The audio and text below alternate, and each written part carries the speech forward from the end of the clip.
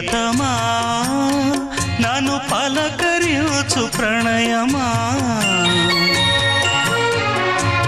అతిథిలా నన్ను చేరుకున్న హృదయమా ఎదుట ఉన్న స్వర్గమా చెదిరిపోని స్వప్నమా కనులలో